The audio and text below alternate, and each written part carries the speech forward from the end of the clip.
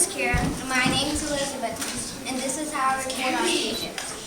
We got the information off of the lesson that Ms. Cooper gave us called the History Question Chart.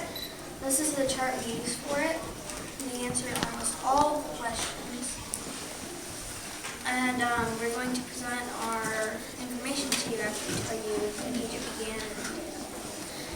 Egypt began around 4,600 BC and ended around 100 BC.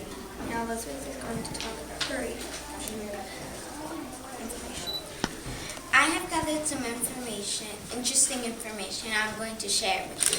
First, I'm going to share about sick babies and what are the ways the Egyptians used to cure sick babies. One of the ways the Egyptians used to cure sick babies was for mother to cook and eat a mouse. Then the mouse bones were carefully wrapped and put into a bag. Then the bag was wrapped 7 times around the baby's neck, and the baby wore the bag around its neck until it felt better. Now I'm going to talk about two of the symbols of Egypt. One is the flag. The next one is an eagle. What the eagle represents is a Sudan Muslim warrior who lived around the 1100 AD. And now I'm going to talk, which is right here. This is the eagle that they use as a symbol, and this is the Egyptian flag. Now Kira is going to share some of her information. Hold it up, Elizabeth. Hold it up to where they can see it. Yeah. I'm going to talk about food,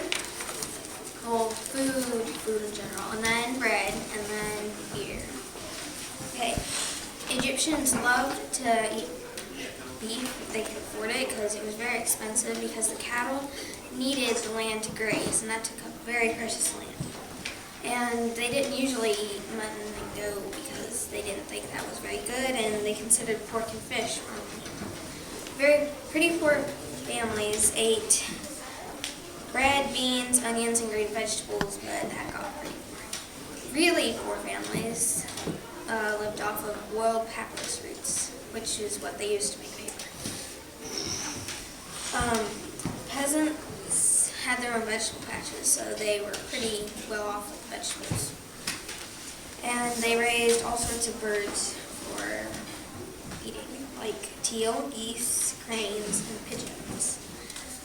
Now I'm going to talk about bread. Whether you were rich or poor, you ate a lot of bread. But eating bread could mean losing a tooth. Egyptians made the bread in many shapes, partially because I think it was because they were so creative. Toppings, they liked a lot of toppings. They liked spices, honey, dates, eggs, butter, and oil on the bread. And one reason the bread was so hard it made you lose teeth was because the sand from the desert got mixed in with the grains. And then once it was cooked, it got hard and it broke down your teeth and then clink, it fell out.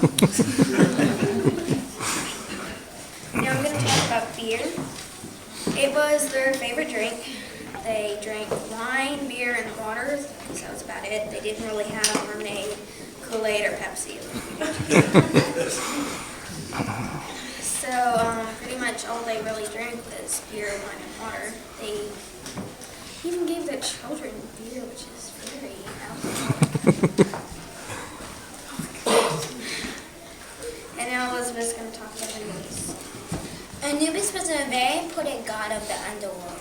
One of the places he was worshipped was at White Nopus, which means dog city in Greek. And the reason he was worshipped there is because he was mostly represented as a crouching dog or jackal.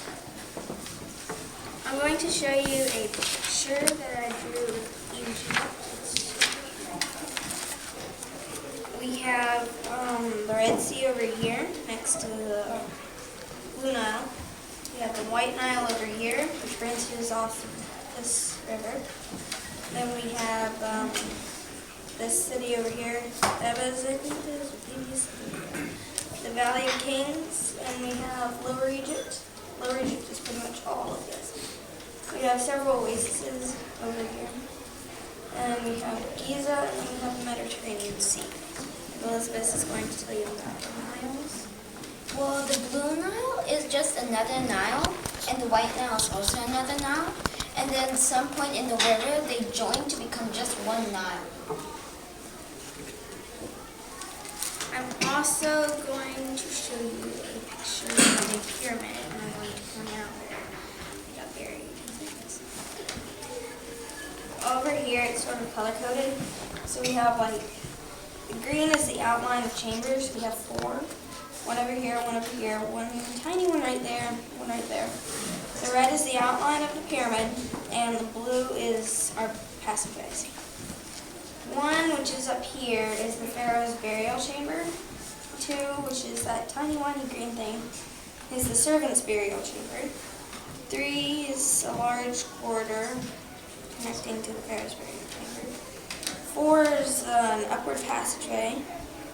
5 is the entrance. 6 is the downward passageway. 7 is the the underground chamber. And 8 is the Queen's burial chamber. Way up here. Okay, and that is our report.